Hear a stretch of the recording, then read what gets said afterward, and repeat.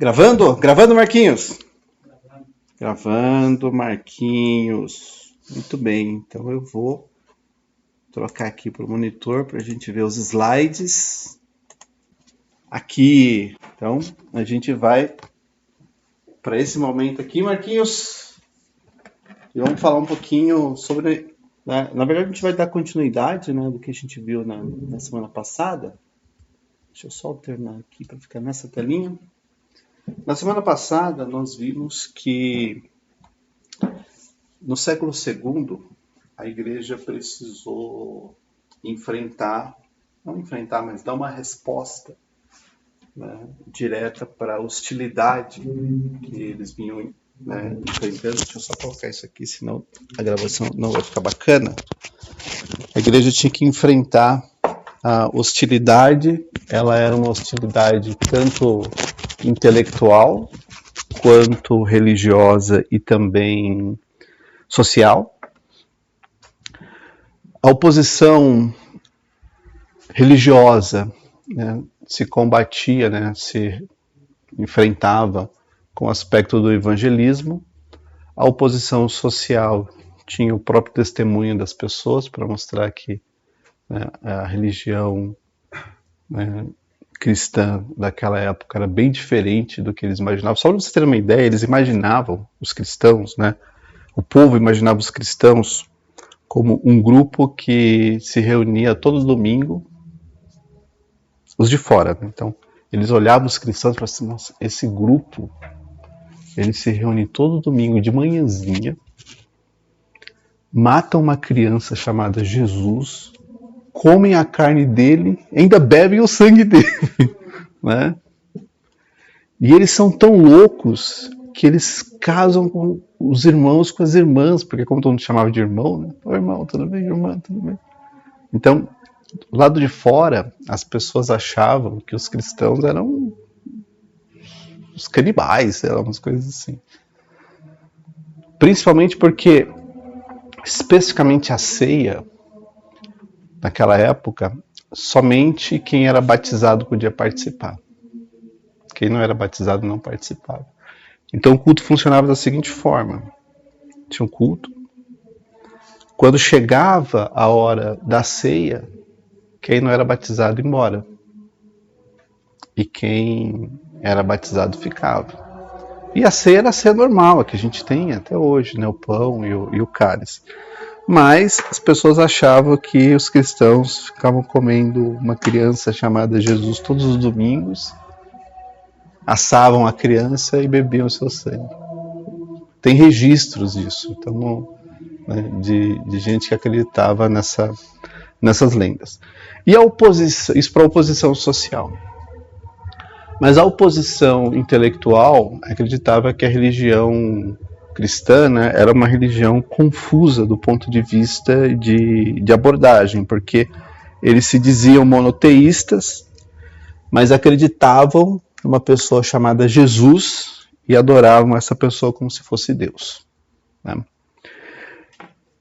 E como eram os filósofos que levantavam essa oposição, a igreja, no século II, buscou na própria filosofia deles uma forma de explicar para esses intelectuais que o cristianismo, o pensamento cristão, era muito similar ao que os filósofos vinham no platonismo, no estoicismo, né, e outras linhas filosóficas que tinham alguma conexão. Mas, né, para poder fazer isso, eles precisavam pegar o que a filosofia tinha, né, de ideias, de princípios, e conectar essas ideias com aquilo que é a verdade do Evangelho. E essa conexão, essa ponte, né, aproximou muito do que a filosofia já ensinava naquela época, né, trouxe esses ensinamentos para explicar para os intelectuais como que o cristianismo, o pensamento cristão funcionava. Então isso a gente viu na aula passada.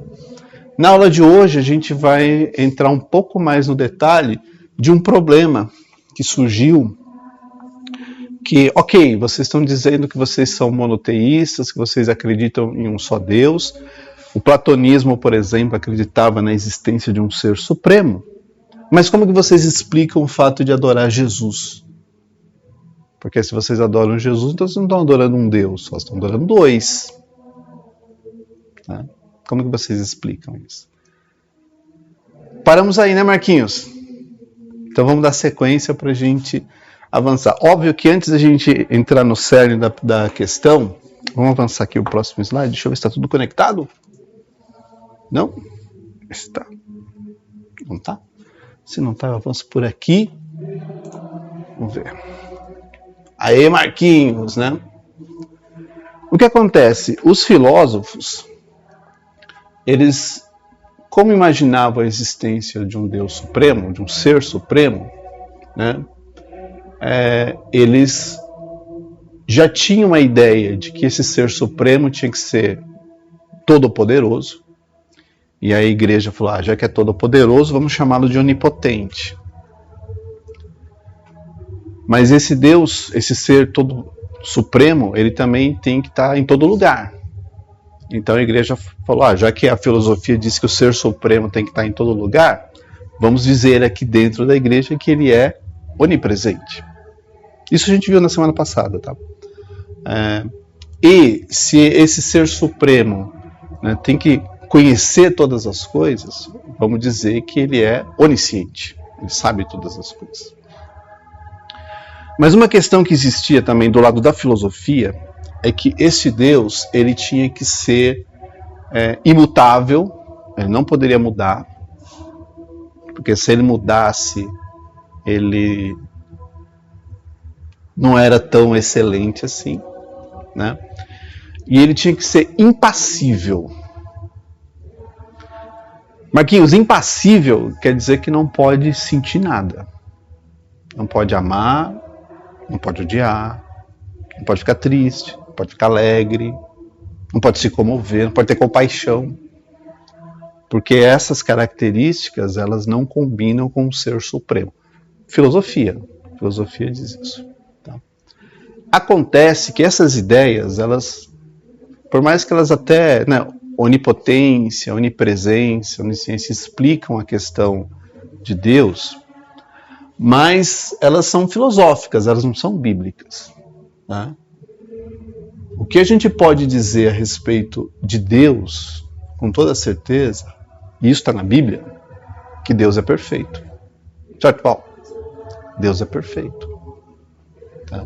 Então não tem falhas em Deus, não tem limites, tá? Mas além de ser perfeito, Deus é eterno. Tá? Quer dizer que não tem nada antes dele,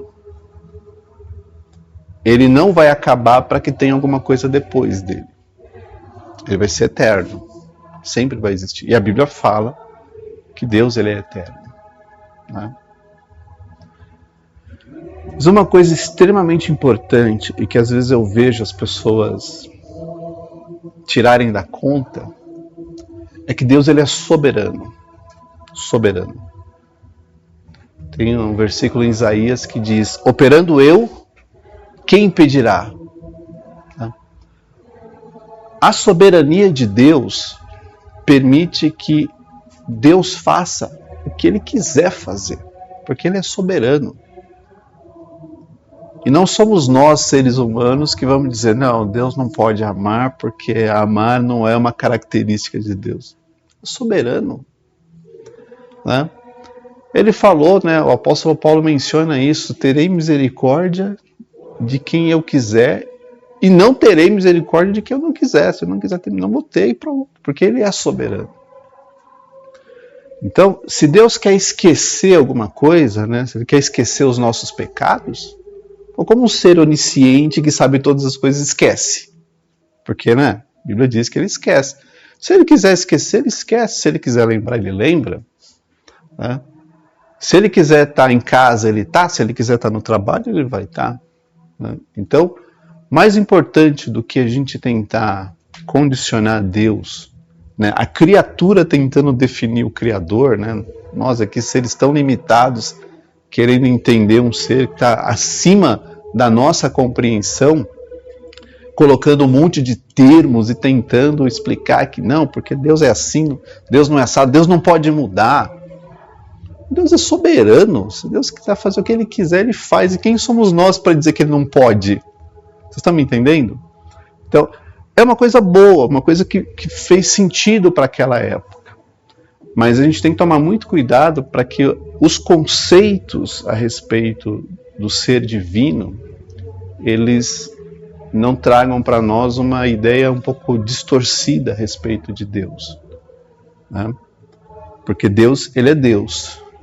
Ele é perfeito, eterno, soberano, e nós somos criaturas que não entendemos direito como é Deus.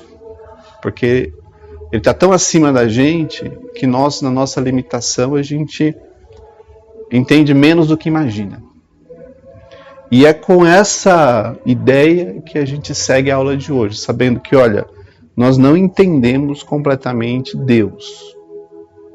Porque se nós entendêssemos Deus, a gente seria igual a Ele. Nós não somos igual a Ele. Não é verdade? Né? A gente não entende nem nós mesmos, não é verdade? Né? A gente tem dificuldade de entender o outro, que é tão ser humano quanto nós. Imagina a gente entender um ser divino. Mas vamos em frente, vamos avançar. Né?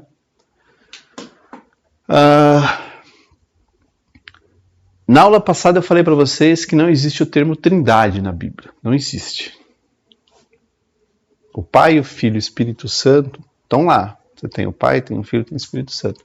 Mas a palavra trindade, ela não existe. O que existe foi que um teólogo, deixa eu ver se eu estou aqui na telinha,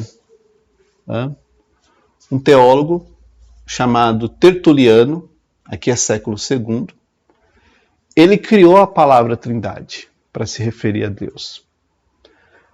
E como ele era um teólogo que escrevia em latim, então a palavra trindade vem do latim trinitas. E desde a época que ele inventou esse termo, né, a teologia cristã absorveu essa ideia de chamar Pai, Filho e Espírito Santo de trindade, né? Tentaram-se outras formas de se referir ao Pai, Filho e Espírito Santo, mas trindade foi o termo que pegou. Tá? Então, trindade foi uma forma que os teólogos daquela época, século II, estou falando de 180 depois de Cristo, mais ou menos, né? Então imagina o tempo que só. Para dizer, olha, o Pai, o Filho e o Espírito Santo, eles formam uma trindade. Né? Então, posso falar trindade, se eu falar de trindade, eu estou dizendo Pai, Filho e Espírito Santo. Né? Na obra Teologia Sistemática e História Filosófica do Alistair McGrath, ele comenta a respeito dos muitos termos que esse teólogo criou. Trindade foi um deles, mas além de trindade, ele também criou um outro termo, deixa eu ver se está aqui posicionado, vê se vai. Ele criou um outro termo, que é o termo a pessoa. Então, Deus tem 3 pessoas, foi a ideia desse cara. Não foi, né? Não tem na Bíblia Deus falando, eu sou pessoa. Né? Tertuliano também foi quem introduziu esse termo trindade aqui no nosso vocabulário. Né? E como ele escrevia em latim, deixa eu ver se eu estou ali. Então, pessoa vem do latim persona, que foi uma tradução da palavra hipóstasis, que significa natureza ou ser. Começou a ter aceitação, né?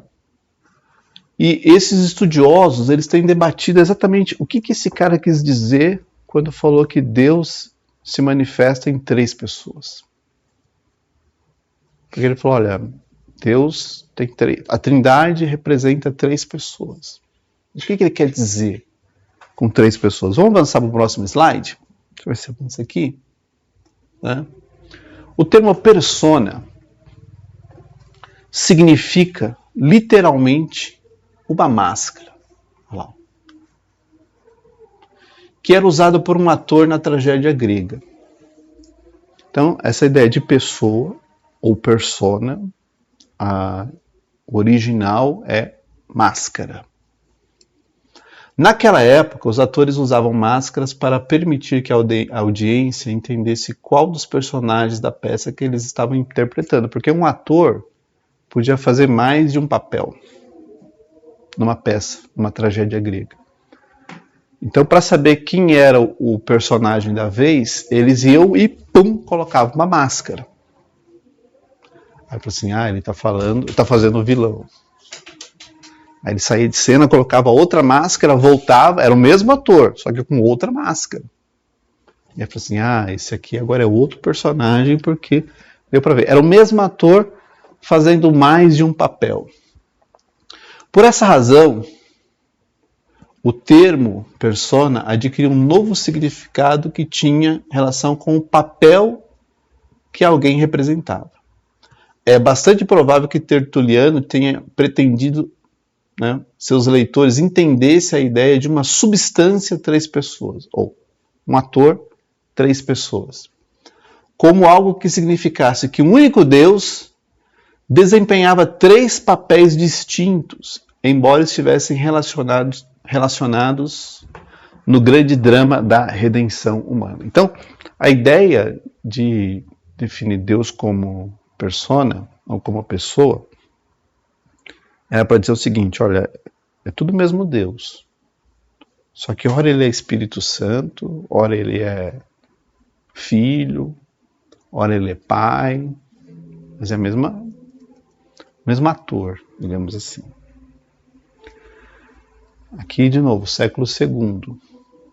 Na Bíblia, e no primeiro século, os apóstolos não tinham essa ideia de Deus pessoa.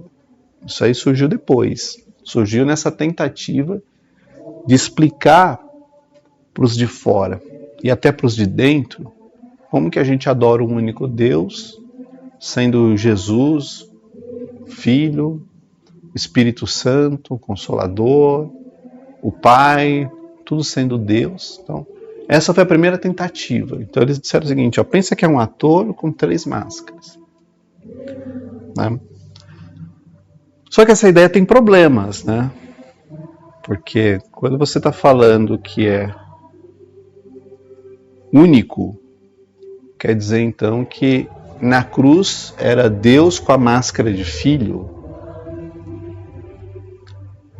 e no Pentecostes era Deus com a máscara do Espírito Santo. Como que... Mas se Jesus, quando estava no jardim falando, Pai, se possível, passa de mim esse cálice, ele estava falando para ele mesmo, na figura de Pai, com a máscara do Filho. Vocês percebem? Todos esses eu não consigo entender. Imagina, né, quem está ouvindo isso pela primeira vez, né? É confuso, porque, de novo, nós aqui, tão limitadinhos, querendo explicar algo que está acima da nossa compreensão e achar que a gente está explicando bem, está sendo bem entendido. Não está, né? E a coisa não para por aí. Deixa eu ver se tem mais slide. Né? Não, antes desse slide, tá? Vamos voltar aqui um pouquinho. Era necessário explicar o papel do Pai, do Filho e do Espírito Santo. E naquela época eles acharam que dividir Deus em 3 pessoas era a melhor forma possível. E essa é uma ideia que, se você for atrás, você vai ver que ela dura até hoje. Deus Pai, Deus Filho, 3 pessoas, um único Deus, tal. Não explica muito. Não explica muito, porque gera muita confusão. Tá? Muita confusão. E para piorar, e agora eu vou para outro slide, a gente ainda tem essa questão aqui. Ó. Porque para um filósofo como este aqui, Celso, que era um grande opositor do cristianismo,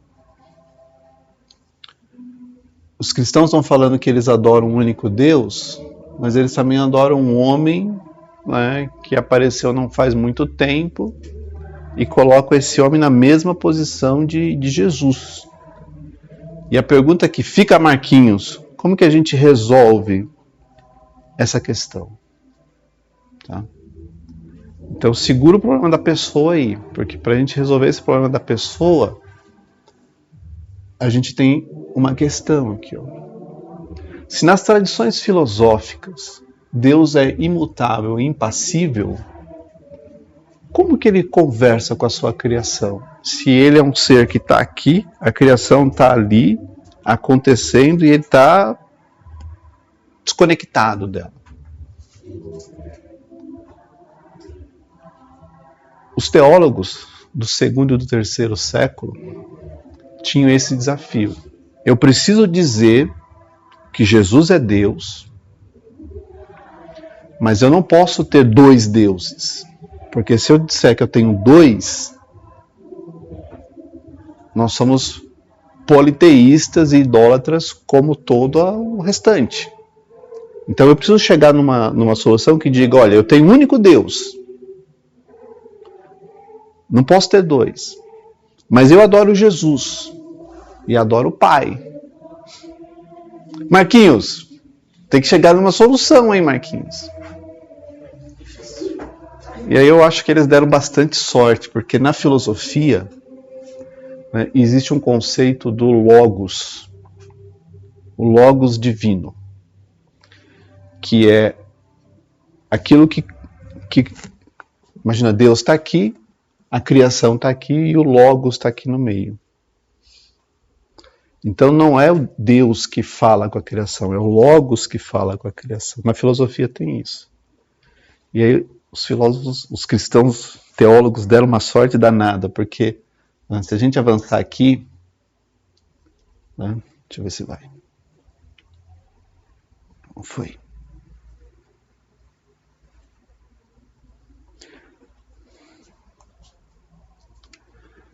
Deixa eu voltar para lá.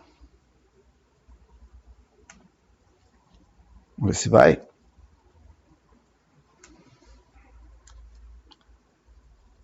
João capítulo 1. Marquinhos, agora é com você aqui, ó.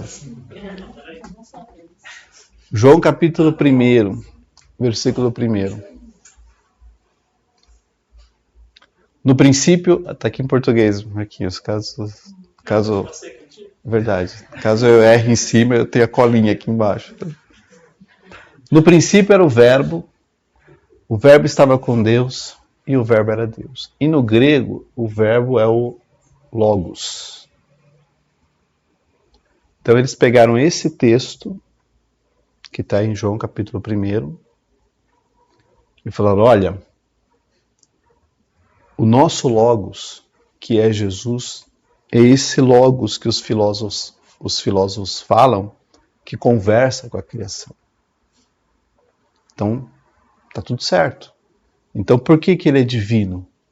Porque, no princípio, ele estava com Deus e, no princípio, ele era Deus. Então, eles pegaram a ideia do logos, né, filosófico, que é a parte do ser divino supremo que comunica com a criação, que faz a ponte entre o Deus imutável e a sua criação, e falou, esse aqui que está no meio é Jesus. A ideia deles foi boa, os caras pensaram, foram ligeiros aí, Marquinhos, eles encontraram uma resposta rápida, né? Então, para eles, Jesus, Deus, está tudo conectado na mesma ideia. Por quê? Porque a filosofia não tem lá o logos? A gente também tem aqui, está até na Bíblia.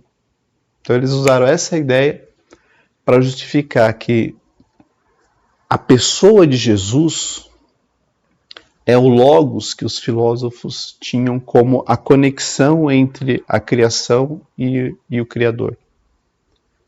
Que comunicam aqui. Que faz essa ponte aqui no meio. E a partir daí eles disseram, não, então está resolvido o problema. Então não é que a gente adora um homem chamado Jesus. A gente adora o Verbo de Deus que encarnou, né, na forma de homem para comunicar Deus para a humanidade. E não faltava versículo para justificar, porque o próprio Jesus diz, olha, eu vim aqui para fazer a vontade do meu Pai. Eu e o Pai somos um. Né? Eu oro e rogo ao meu Pai para que faça tal coisa. Então, estava tudo certo. Eles tinham encontrado uma forma de mostrar que Jesus era Deus através de uma ideia que já existia na filosofia, que era a ideia do Logos. Então, não é que eles estavam adorando um homem na posição de Deus. Eles estavam adorando Deus que encarnou na forma humana. E esse versículo aqui, né, explica bem, né, que no princípio era o Verbo estava com Deus e o Verbo era Deus. E se a gente continuar esse capítulo, a gente vai ver que o Verbo encarnou em Jesus e aí tá a resposta que eles precisavam. A solução não era dizer que Jesus era um ser humano que foi levado à condição divina, mas que Jesus é Deus que encarnou na humanidade. O Pai continuou sendo Pai, mas o Verbo, que é o Filho, né, ele e comunica, né, o Pai para a criação, né, ele é quem encarnou na forma humana. O Pai continua sendo Pai, o Filho continua sendo Filho, mas o Filho leva para a humanidade aquilo que o Pai tinha preparado para eles. Vocês estão me entendendo? Está fazendo um pouquinho mais de sentido? Se não tiver, digam que não está, que aí, né, senão fica... Está fazendo sentido, Marquinhos?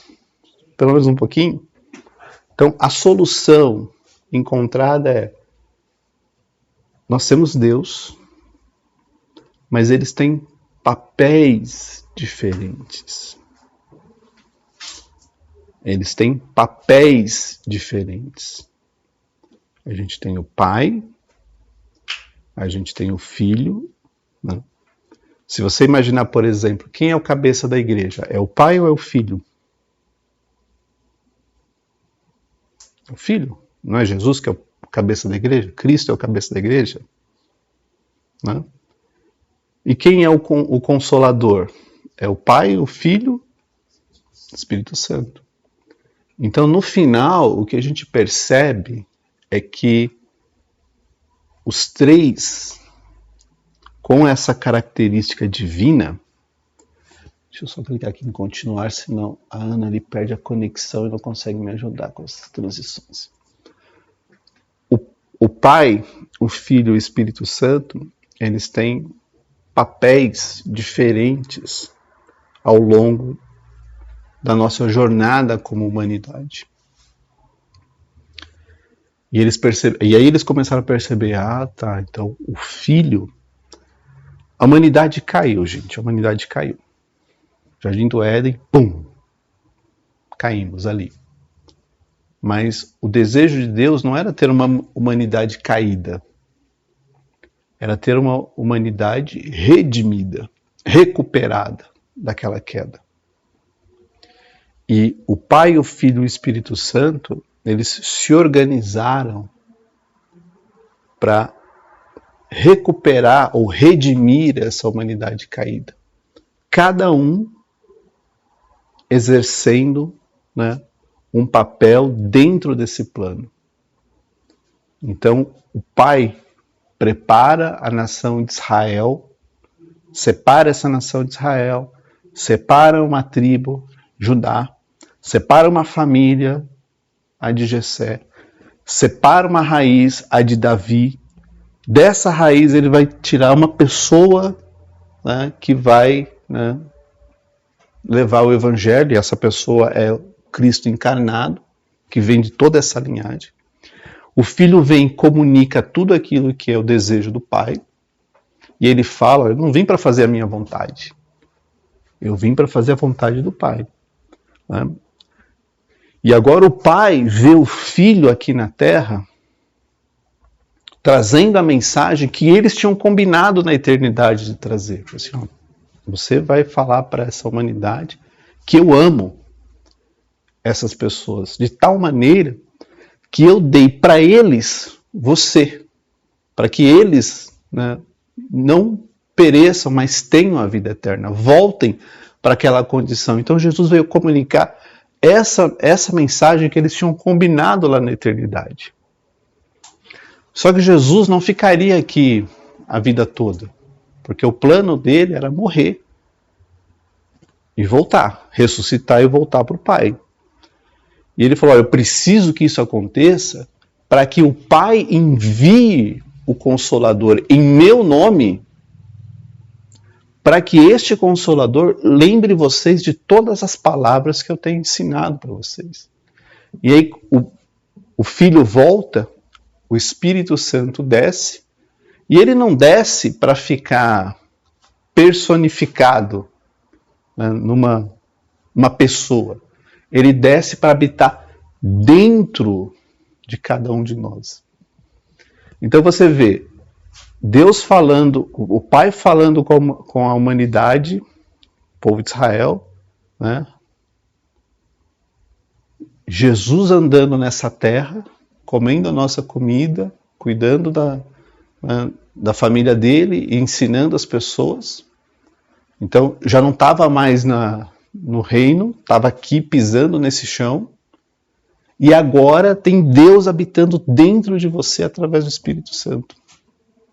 Vocês percebem como que essa trindade, eles combinaram isso de um jeito incrível, para dizer assim, olha, eu estou fazendo tudo o necessário para resgatar vocês, a ponto de que se vocês crerem no Filho que andou aí, que respirou esse ar, bebeu essa água, sentiu calor, sentiu frio, sentiu cansaço, sentiu fome, sentiu sede, né? Ensinou vocês, agora tem o Espírito Santo habitando em vocês. Então, para que vocês não se sintam desamparados em momento nenhum. Então, no final das contas, a gente tem Deus habitando em nós, né? Na figura do Espírito Santo. E esse Espírito Santo que habita em nós, ele intercede por nós, porque nós não sabemos como orar do jeito certo. Então ele intercede. E os dois que estão lá no reino, um deles falou assim, ó, eu vou ser o advogado dessas pessoas. Porque o acusador vai continuar acusando, porque eles continuam pecando, eles não deixaram de pecar. Não se tornaram perfeitos, eles continuam pecando. Mas eu vou estar aqui à direita de Deus para todas as vezes que chegar o acusador dizendo, Marquinhos pisou na bola de novo, falou que não ia fazer e fez, né? Aí tem o filho dizendo, mas eu morri pelo Marquinhos, então ele está justificado. Ele pediu perdão? Pediu, então está tudo certo. E o pai dizendo assim, acusador, você não tem mais poder, porque ele já foi absolvido. Já não tem mais condenação para aqueles que estão em Cristo Jesus. Não tem mais condenação. Né? Então, a dinâmica da Trindade não é ser três pessoas e a gente tentar entender por que o Pai é o Pai. Não. A dinâmica da Trindade é saber que eles combinaram uma coisa incrível para a gente poder hoje olhar e saber, eu tenho um Pai, eu tenho Jesus, o meu advogado, e eu tenho o Espírito Santo, o meu consolador, que está aqui para me auxiliar, para me ajudar e para melhorar a minha vida. Amém? Para terminar, acho que a principal dúvida que a gente tem é que às vezes a gente acha que ser três significa, por exemplo, você ter água, não, Café, Marquinhos, sei que você não toma. Suco e refrigerante.